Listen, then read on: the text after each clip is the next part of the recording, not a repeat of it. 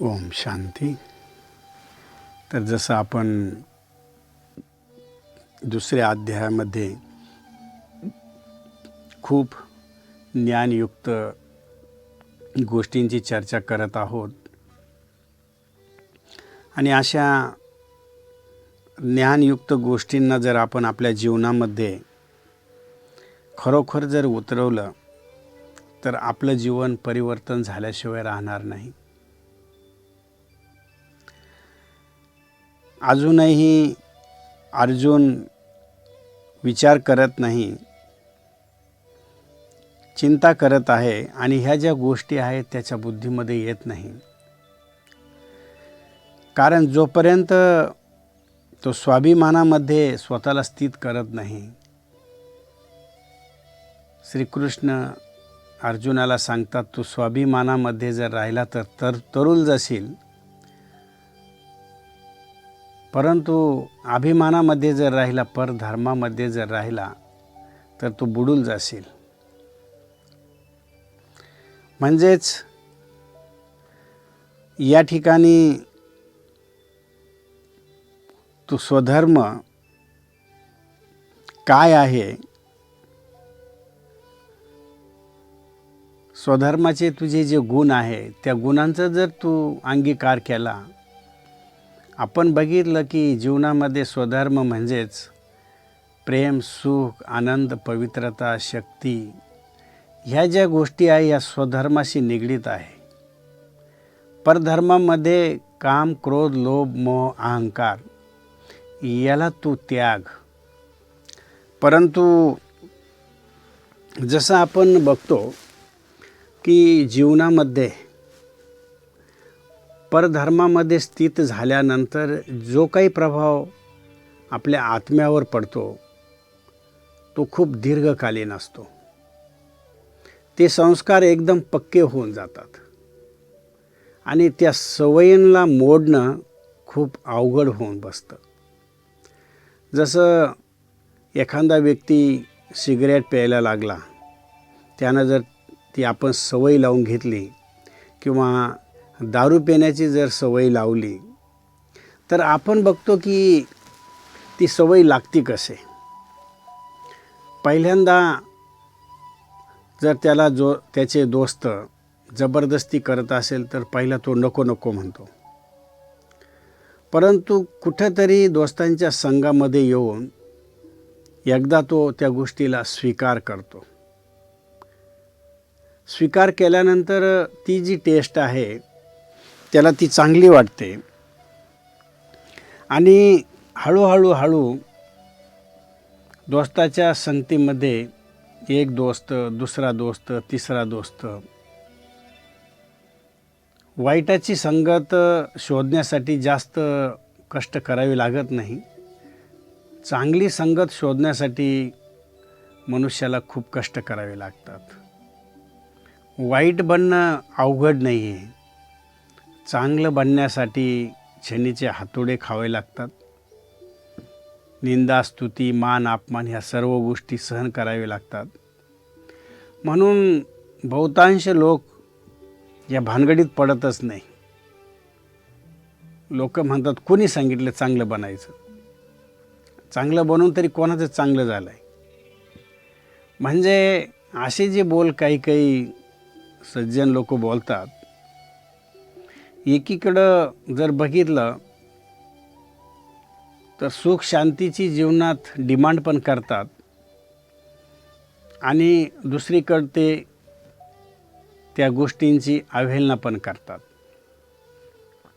तर वास्तविक चाहे दारू पिणारा असो, चाहे सिगरेट पिणारा असो, परंतु ज्यावेळेस तो त्या परधर्मामध्ये इतका काही अधीन होऊन जातो की ती सिगरेट पिणं त्याची ती एक सवय होऊन जाते आणि हीच सवय एक संस्कारामध्ये बनून जाते.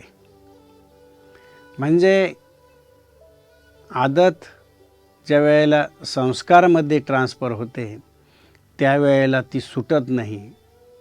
आदत असताना जर सोडली तर सुटू शकते, पण संस्कार झाल्यानंतर ती सोडणं खूप कठीण असतं. कारण आत्मा पुढल्या जन्मामध्ये संस्कार बरोबर साथ घेऊन जाते आणि जे काही संस्कार आत्म्यानं शरीर सोडताना बरोबर नेलेले आहे तेच पुढल्या जन्मामध्ये गेल्यानंतर त्याच्याबरोबर चालतात. म्हणून ह्या गोष्टीचं खूप आपण भान ठेवलं पाहिजे की आपल्यावर पडणारे जे संस्कार आहेत, आपल्या आईवडिलांनी आपल्याला जे काही सांगितलेलं आहे, ओरिजिनल आपल्या संस्कृतीचं जतन करणं, त्यासाठी कितीही आपल्याला त्याग करावा लागला, सोसावा लागला तरी तो सहन करणं ही आपली मूळ शिकवण आहे. पण ह्या मूळ शिकवणीला आपण विसरून जातो. परधर्माच्या संगतीमध्ये आपण एकदम मनमौजी किंवा मनासारखं आपण वागायला लागतो. म्हणून खूप छान उत्तर अर्जुनाला श्रीकृष्ण देतात की तू जर दिव्य संस्कार तुझे बनवले नाही तर हे आसुरी संस्कार तुला सोडणार नाही आणि पुन्हा पुन्हा पुन्हा ह्या मोहाच्या डबक्यामध्ये तुला बुडावं लागणार. म्हणून कुठंतरी तू जसं अंधारामध्ये जाताना आपण कंदील घेतो किंवा दिव्याच्या उजेडानं आपण जर बाहेर निघलो तो दिव्याचा जो उजेड आहे तो आपल्याला अडखळून देत नाही किंवा सरळ रस्ता दाखवतो. येणारे जे छोटे छोटे दगड आहेत त्याला आपण बाजूला करू शकतो. म्हणजे जीवनामध्ये जर पुढं जायचं असेल तर तुझ्याकडं ज्ञानाचा प्रकाश असला पाहिजे. ज्ञानाचा जर प्रकाश नसेल तर जीवनामध्ये तू पुढं जाणं शक्य नाही. आणि तुझ्या मनामध्ये ज्या काही सर्व इच्छा आहे ह्या इच्छा पण पूर्ण होतील, परंतु कधी ज्यावेळी तू स्वधर्मामध्ये स्थित राहशील त्यावेळेस तुझ्या सर्व इच्छा पण पूर्ण होतील. म्हणून मनामध्ये कोणताही संशय न ठेवता चांगलं आणि वाईट काय आहे हे जाणून घेतल्यानंतर वाईटावर विजय प्राप्त करणं हे तुझं कर्तव्य बनतं आणि ते तू कर. हे वारंवार हे ज्यावेळेस श्रीकृष्ण अर्जुनाला सांगतात त्यावेळेला आपण आपल्या जीवनामध्ये ह्या गोष्टींना एक आपलं अंग बनवलं पाहिजे की जीवनामध्ये वाईट हे आपल्याला माहीत आहे की ही गोष्ट चांगली नाही आहे, ती न करणं आणि चांगल्या गुणांचा जीवनामध्ये संचार करणं ही खूप काही गरजेचं आहे. म्हणून तू अशी कीर्ती कर, असं जीवनात गुणांचा संचार कर की तू इथे शरीर जरी सोडून गेला तरी म्हटलं जातं मरावे तरी कीर्तिरूपे उरावे. म्हणजे गेल्यानंतर ही तुझी जी कीर्ती आहे ही चारही दिशा म्हणजे चारही दिशांना झळकली पाहिजे. हे खूप काही छान श्रीकृष्ण अर्जुनाला सांगतात. आणि तुझ्या जीवनामध्ये तू जे काही करशील त्याचं इच्छित फळ तुला मिळणार आहे, त्याची तू चिंता करू नको. तरी वारंवार सांगितल्यानंतरही आता हा ऐसा अहेरेजी मग नाथिले सोचू बैसीजे तरी आपण आहाना होईजे. आपण पेहा पूर्वजांचे जोडिले आपणची होई धडिले. जरी आजी शस्त्र सोडिले रणीही आस्ती कीर्ती जाईल. जगाची अभिशापू देईल आणि गिवसंत पावतील महादोष. युद्ध सोडून तू भलत्याच गोष्टींचं जर दुःख करत बसला तर तू स्वतःच तुझं नुकसान करणार आहे. कारण तुला जे काही जीवनामध्ये प्राप्त करायचं आहे ते तू विकारावर विजय प्राप्त करूनच मिळवू शकतो. आणि जर तू विकारावर विजय प्राप्त केला नाही, सद्मार्गानं निघताना किंवा चांगल्या मार्गावर निघाल्यानंतर पुन्हा जर तू पाठ फिरवलीस की मला हे शक्य नाही आणि मला हे जमणार नाही, तर बरोबरचे जे लोक आहेत, तुझे जे मित्र आहेत, तुझ्यावर हसतील.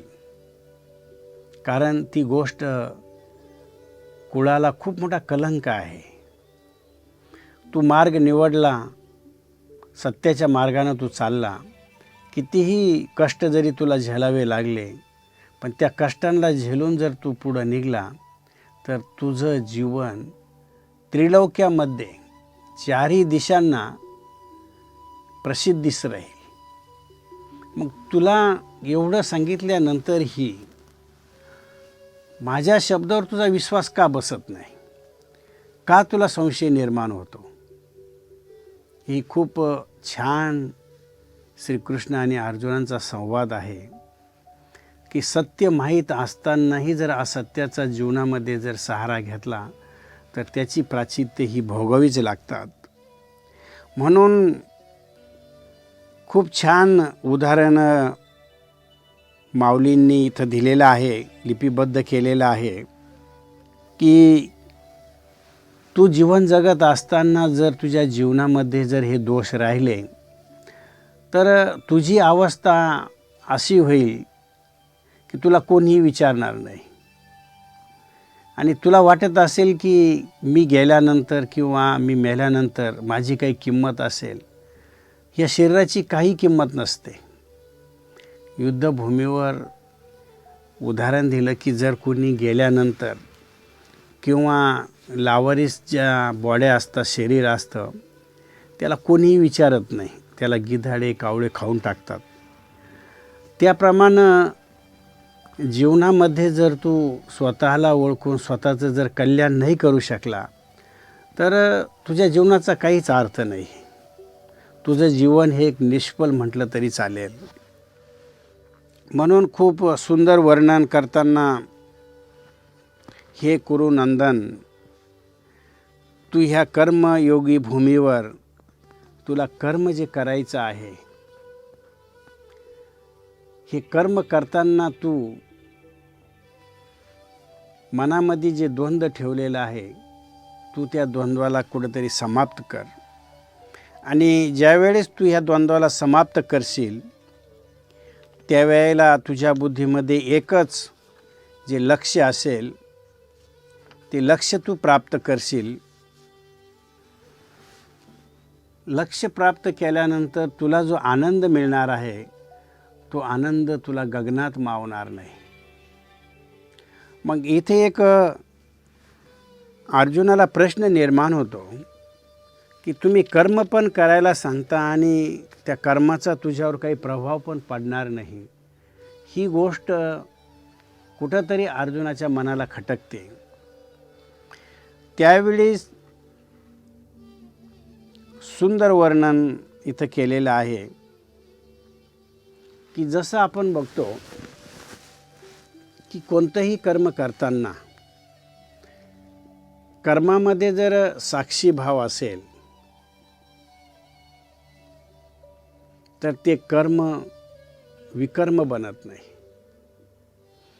तुम्ही घरामध्ये कर्म करताय आणि भोजन बनवताय, शिलाईचं काम करताय, शेतीचं काम करताय, परंतु त्यामध्ये जर हा भाव आहे की माझ्याद्वारे कोणीतरी करून घेत आहे, मी एक निमित्त आहे, करता करविता कोणीतरी माझ्याद्वारे करून घेतो आहे, हा निमित्त भाव व्यक्तीला हलका बनवतो, लाईट बनवतो. मग कर्मामध्ये असताना कर्माचा प्रभाव आपल्यावर पडायला नको. हे कसं? कारण कर्म केल्यानंतर त्याचा चांगला वाईट परिणाम हा संस्कारावर पण होतोच, परंतु ही गोष्ट अर्जुनाला पटत नाही. तर त्यावेळेला एक सुंदर उपमा इथं दिलेली आहे. एक व्यक्ती संताजवळ जाऊन हा प्रश्न विचारतात की महाराज, कर्माचा निषेध पण करायचा नाही, प्रत्येक व्यक्तीला कर्म करावंच लागतं, परंतु कर्म करत असताना आपल्यावर त्या गोष्टींचा परिणाम नको, हे कसं काय संभव आहे? त्यावेळी खूप छान उदाहरण संत त्या व्यक्तीला सांगतात, तू एक काम कर, उद्या येताना एक चाकू आणि एक फणस घेऊन ये. दुसऱ्या दिवशी तो व्यक्ती एक चाकू आणि फणस घेऊन येतो.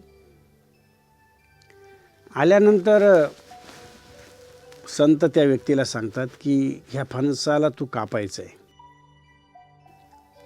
तर ज्यावेळेस तो व्यक्ती त्या फणस काटण्यासाठी तयार होतो,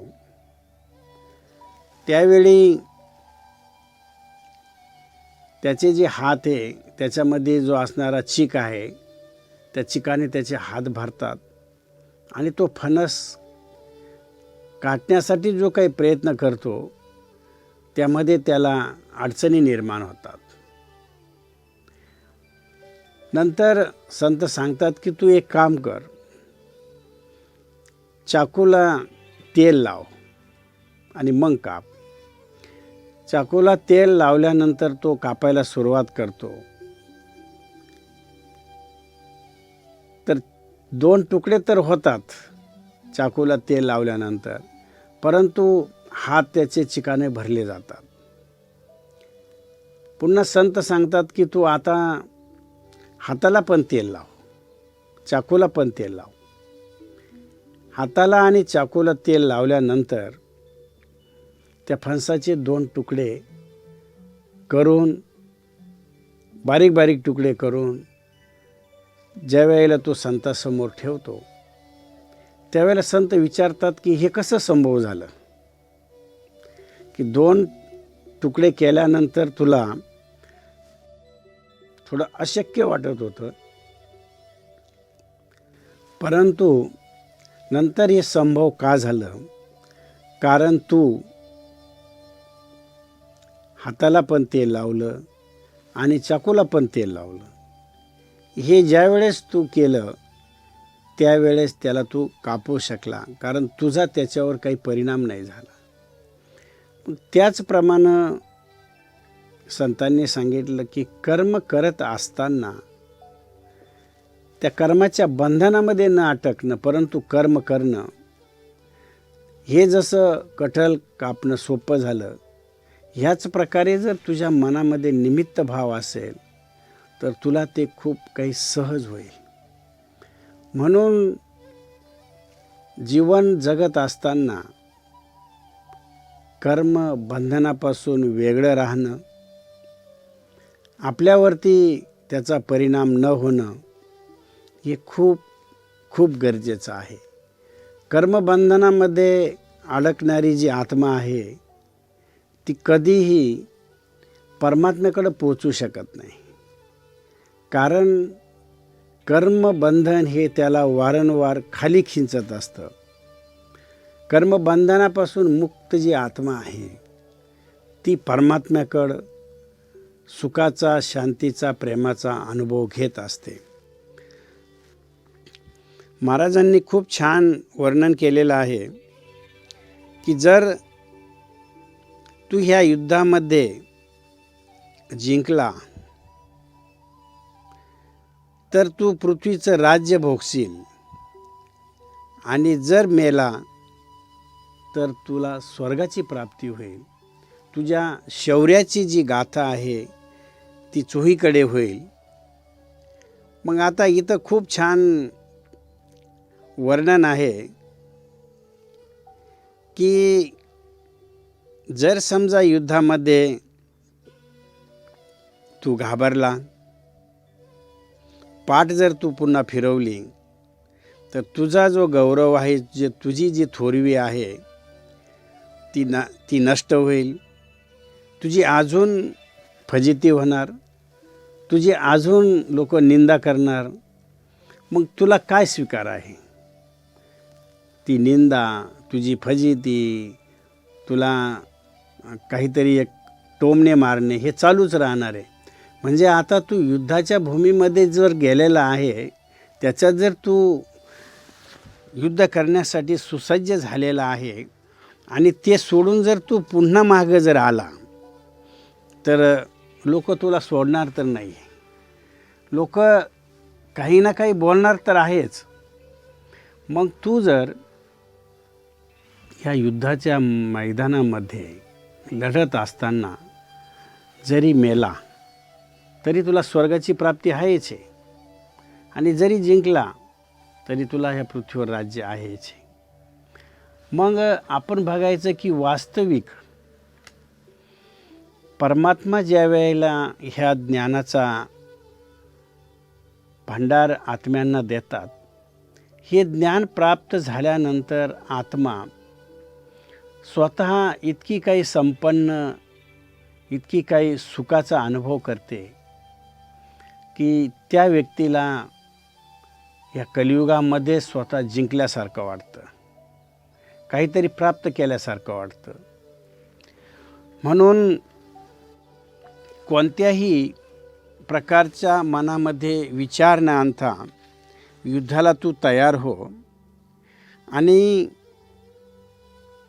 ज्या वेळेला तू तुझ्या जीवनामध्ये स्वाभिमानाचा, स्वधर्माचं तू पालन करशील, त्यावेळेला तुझ्यामधील जे काही दोष आहेत ते दोष ऑटोमॅटिक नष्ट होतील.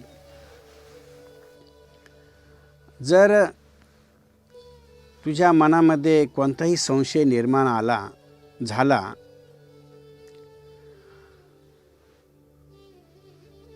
तर तू रस्त्यानं चालताना कधी ठेच लागून पडण्याची तुझी संभावना आहे. कारण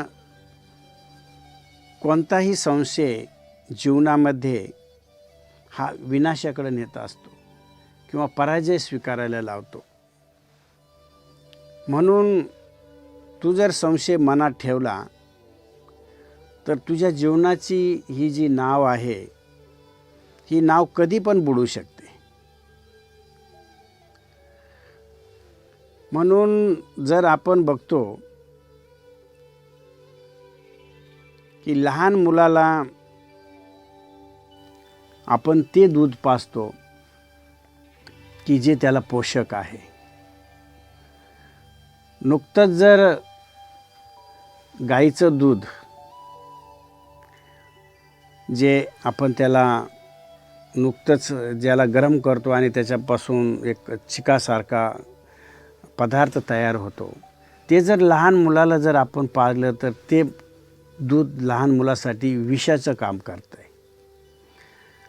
जीवनामध्ये पुढं चालत असताना आपल्याला ईश्वर असा काही डोस देतो आहे की जो आपल्याला पचेल, परंतु जर तो आपण पचवला नाही, म्हणजेच स्वधर्माचं जर आपण पालन केलं नाही, निष्काम होऊन जर आपण ते कर्म केलं नाही, तर शेवटी तू लयाला जाशील. म्हणजे तुझाच त्याच्यामध्ये नाश होईल, कोणाचं काही जाणार नाही. म्हणजे इथपर्यंत तुला हा जो ज्ञानयोग संक्षिप्तपणे सांगितला. आता पुढं बुद्धियोग सांगतायत. श्रीकृष्ण अर्जुनाला ज्ञानयोगाविषयी माहिती दिल्यानंतर पुढची जी माहिती बुद्धियोगाची आहे की हे अर्जुन, ज्यावेळी पुरुष बुद्धियोगाला प्राप्त होतो त्यावेळेस त्याच्या जीवनामध्ये कर्मबंधन मुळीच राहत नाही. जसे अंगात व्रज कवच घातले म्हणजे शस्त्राची वृष्टी सहन करून विजय खात्रीने मिळतो. खूप छान वर्णन ओवीमध्ये केलेलं आहे. आपण पुढच्या क्रमशः बघणारच आहोत की किती चांगल्या प्रकारे माऊलींनी जीवनामध्ये शब्द दिलेले आहे. हे शब्द आपल्यासाठी खरोखर हिरे म्हटलं तरी चालेल आणि अशा हिऱ्यांना आपण सांभाळून ठेवणं गरजेचं आहे. ओम शांती.